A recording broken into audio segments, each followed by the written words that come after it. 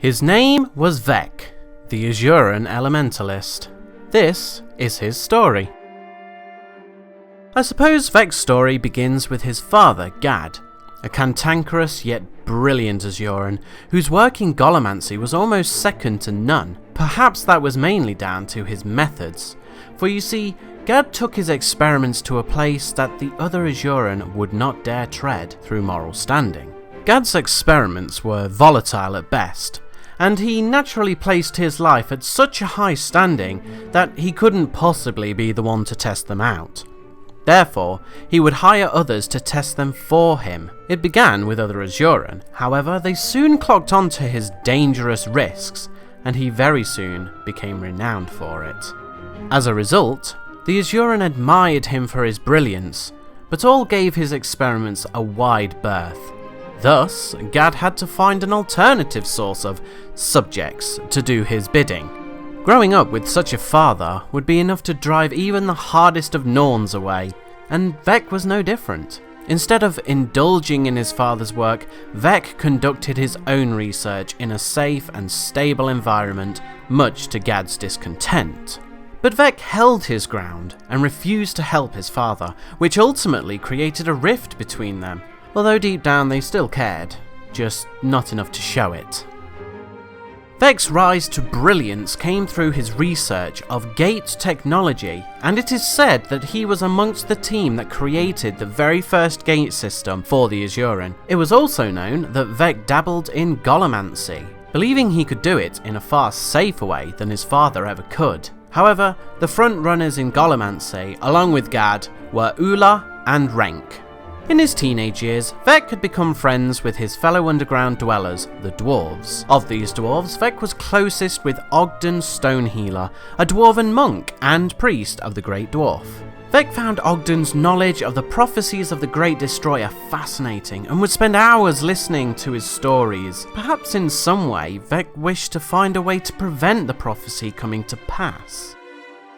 Alas, it was a little late for that. In 1078 AE, the destroyers began to emerge within the Azuran and Dwarven tunnels. Their arrival was foretold in the beginning of the prophecy. On one fateful day, Ogden and Vekk were attempting to collapse the tunnels to slow the destroyers' advance, which was dangerous as there were cities above them. But they had little other choice and so began placing exploding barrels in the tunnels to ignite and bring the roof caving in. Unfortunately, all their attempts were in vain, and the destroyers promptly broke through, leaving Ogden with no alternative but to call a retreat to a nearby Azuran gate. Upon fleeing through the gate, they were teleported north to a place they called Boreal Station. Vekk was quick to cause the gate to explode on the other side before any destroyers could follow them through. Then they froze in terror as a Norn female stood in their path. Ogden explained that the people of this race were... They're called the Norn. They're big, tough, and very, very bad-tempered. We may have to fight our way out. This Norn proclaimed that he was half right about them, and then went on to explain that there was a human settlement to the north. With that, she left peacefully, explaining that she was hunting bigger prey, whatever that meant. They travelled north and eventually found a tower, neither Dwarven nor Azuran made, and gazed upon it curiously, wondering if it held a way to contact their fellow Azuran and dwarves. Within moments, a group of humans came through the gate and started barking questions at the pair. They were quick to explain their plight, and the human leader invited them inside the tower for refuge. She then introduced herself as a former citizen of Ascalon in the south. The Ebon Vanguard protects this place, but most of my fellow soldiers are away. I command in Captain Langmar's absence. My name is Gwen. Gwen invited both Vekk and Ogden into a room they called the Hall of Monuments. In the centre of the room was a great pool of water. Upon entering, the pool began to ripple and glow. Gazing into the deep waters, they were shown a vision of the destroyers arising from their slumber. Gwen had never seen these creatures before, so Ogden detailed what these creatures were. In her panic, Gwen divulged that her captain and her troops had travelled into the Char homelands and were long overdue. She needed to find them to help fight off these newly discovered beasts. Ogden explained that he would like to recruit the powerful Norn and his dwarven brethren. Vekk, on the other hand, was concerned for his people. Since the destroyers had taken the tunnels, the Azuran were pushed out and forced to the surface. He wished to travel to the west to find them and recruit the best minds they had, especially Ula and Blim, who could provide them with golems for the battle against the destroyers. As they could not agree on a single course of action, they each went their separate ways to gather their own troops. Vekk travelled far to the west through the underground tunnels that had thankfully not been occupied by the destroyers. He eventually arrived at Vlox's Falls, where he found the Azuran. As per usual, all arguing about what they each thought they should do. The destroyers have followed us to the surface. Yes, they're made of We stone need to and retake fire. our lands. The sun on the surface is too bright. A wall. A big wall will keep them out. The Azuran Council leader, Mamp, argued that the Azuran needed to pool their best minds together to defend against the destroyers. He went on to name Ula as the best person to build a mobile spell working platform.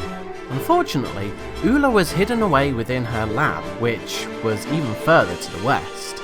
But that was not the worst part. Mamp went on to state they also needed Gad to help contain mystic energies. Mamp really pushed his luck by then suggesting Vekk handle the etheric couplings due to his expertise with the Azuran gates, the lunacy. Vekk immediately refused to work with Gad and went on to nominate Rank. If Gad is involved in this, include me out. I won't work with that old big bag. Vekk, be reasonable. I am reasonable. Get Rank instead. He's capable and doesn't have any history with Gad. As you wish. Even though they agreed to recruit Gad, the problem arose that no one actually knew where he was. At that moment, a human female stepped forward, seemingly from out of nowhere, and stated she knew where to find Gad, for the simple fact that herself and her team, called the Shining Blade, had been working for him. I know where to find Gad. I'm a member of the Shining Blade, and we've been working for him. Vekk was not happy to hear that Gad had assistance. Vekk was not overly keen on seeing Gad again, let alone ask him for his help, and so delayed the experience as long as possible by first finding Ula. An Azuran named Blim showed Vekk the way to Ula's lab.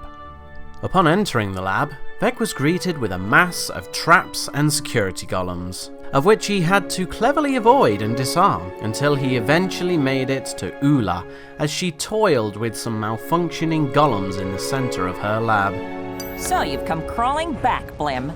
Did you bring that flux matrix I need? You aren't Blim. Vekk, is that you? Greetings, most wise and puissant Ula, mistress of the magical engine. Butter up the other side and pan-fry me, Vekk. What do you want? I bring word from Council Leader Mamp. That old fossil? We need your superior skills for a great project to help all the Asura. Ha! I came down here to get away from all the Asura. Now scram. We need your help against the destroyers. Have you been hit on the head? I said no. Now go away. For all his efforts merely getting to Ula, it appeared that recruiting her would be even more challenging than that. But with a little bit of reverse psychology, she soon rose to the challenge. I'm not afraid of any challenge. Let me pack my equipment. I'll show you. Deteriorated. The nerve. Now that Ula had joined, Vekk next had to face recruiting Gad, which he really did not want to do. The human from the Shining Blade led the way to Gad's encampment far to the east, and along the way introduced herself as Livia. Upon arriving at the encampment, Vekk left Livia to speak to Gad and explain the situation. Gad was quick to lay down the ground rules and inform his party that he needed to extract bloodstone essence as a source of power, which was located in a cave to the north called the Bogroot Growths, which was as glum as it sounds. I want this done well, I want this done right, and I want this done fast. I don't want any screw-ups. I don't want any backtalk. I'm looking at you, Vekk. You hear me? Yeah. Questions? No? Let's go. Before heading off, Vekk had to ask Livia why she was working for Gad. She explained that her people were in a state of civil war and she needed allies to help them turn the tide and return peace and order.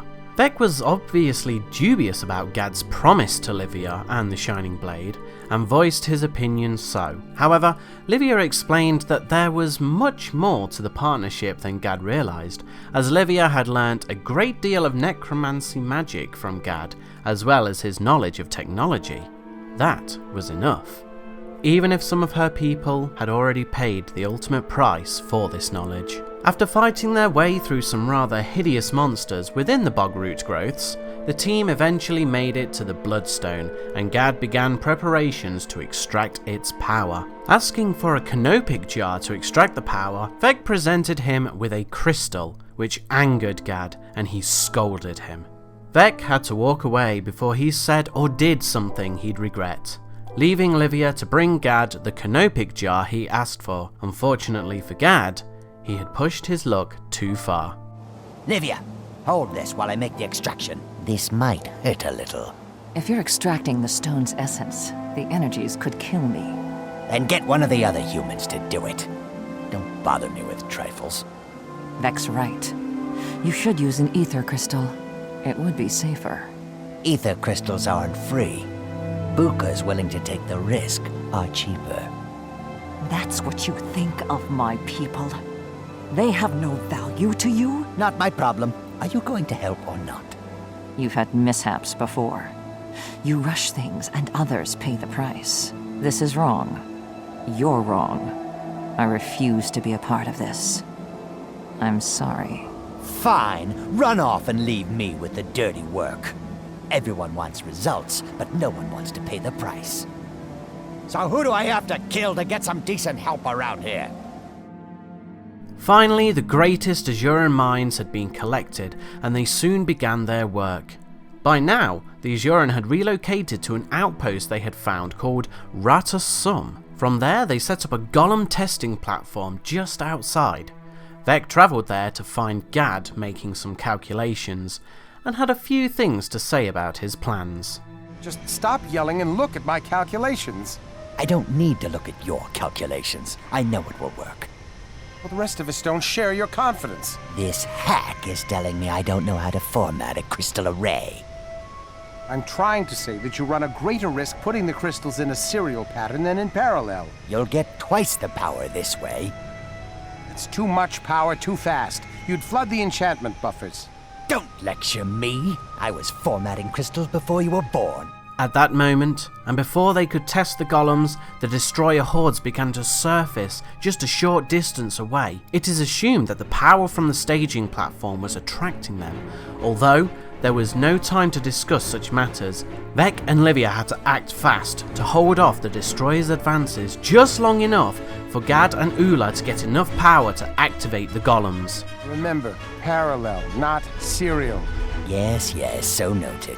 How do they expect me to get any work done with all these interruptions?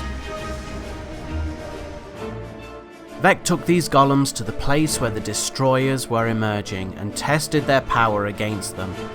The golems proved most effective in battle. Much to his joy, they swiftly crushed the remaining destroyers. Sadly, their victory was short-lived. Vekk, I have bad news. It's Gad. What's he upset about now? He was trying to boost the power of the last golem. What are you saying? There was an explosion. He didn't make it. I'm sorry.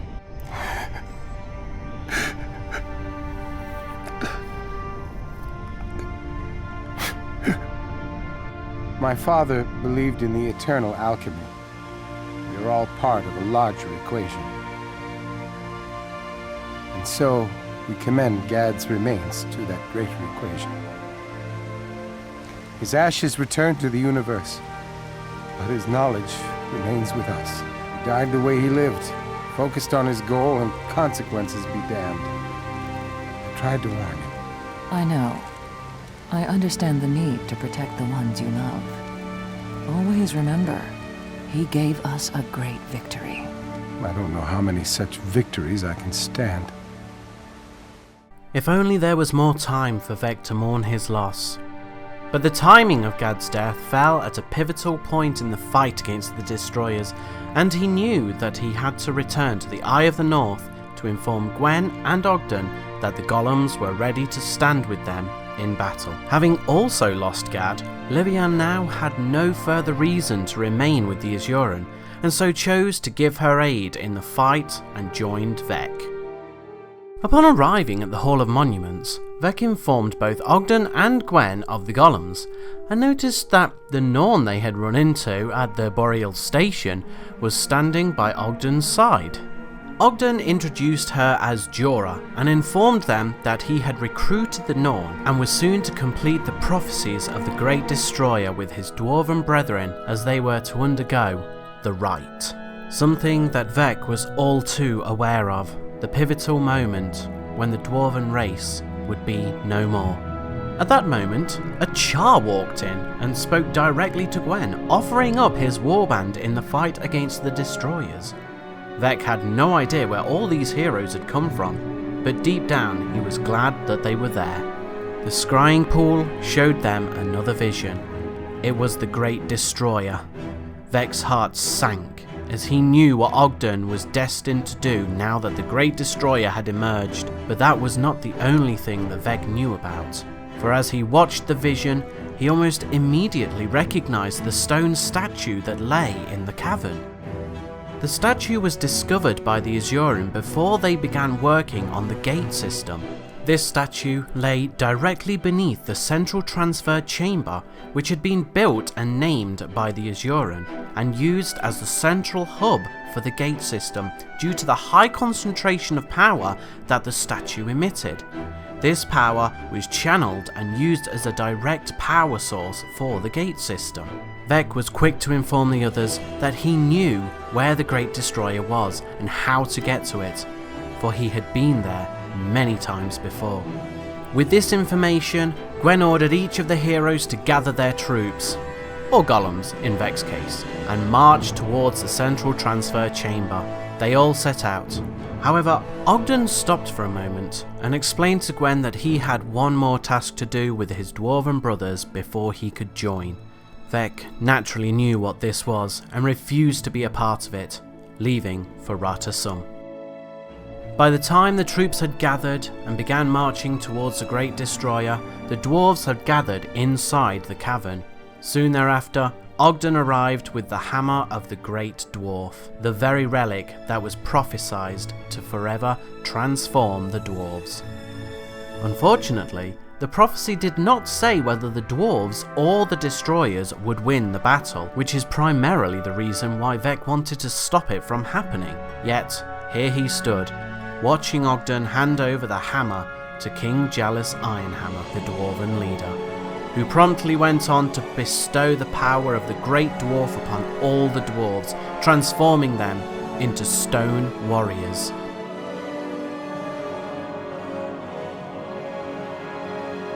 Finally, all were prepared to head to the central transfer chamber, but not before Vekk noticed that Ogden had not undergone the rite. Although glad to see this, Vekk had to ask why. Those who undergo the rite are changed both in body and mind. I will stay with you for the moment. And with that, they set off. In the battle to get to the central transfer chamber, Vekk was fortunate that none of the golems were lost in the battle, thanks to their ingenious design. The battle for the chamber itself was extremely tough, and it was swarming with the most powerful destroyers. Nonetheless, through sheer perseverance, they were victorious, if only for a short time before more destroyers would arrive. During this time, King Jalis, who had obviously been altered in mind, willingly stood his ground and argued that he would defeat all the destroyers. Although it was for the best that the remaining dwarves stayed in the central transfer chamber and allowed the heroes to enter the cavern where the Great Destroyer awaited them. Come, Great Destroyer! Throw your minions away against us! We will hunt you all into the depths of the earth!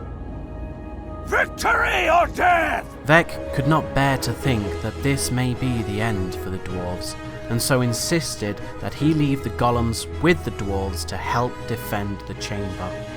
All agreed, and Vekk led the way further into the caverns to the Destroyer's nest. The battle was tense, and many of the heroes were injured in the fray, primarily the Char, Pyre Fearshot, as he foolishly charged the beast in a blind fury almost immediately. The team emerged victorious, and all returned to the Eye of the North to celebrate. Shortly thereafter, Vekk returned to Ratasum and began working to advance the Azuran settlement that now lay above ground. Much of his time was spent learning from scripts he found within this new settlement, left behind from a race of unknown origin. Shortly following Winter's Day, Vekk was invited to join the celebration of Gwen's marriage to a Buka called Kieran Thackeray. After the event, he returned to his work within the Central Transfer Chamber, improving on the gate design. There he remained until 1120 AE, when the unimaginable happened. The source of the gate's power suddenly and unexpectedly ceased. The ground began to quake, and a mighty roar came from the statue cavern. It is said that Vekk was among the few brave Azuran that entered the cavern to investigate. To his horror, the statue was not actually a statue at all, but a sleeping elder dragon, Primordus.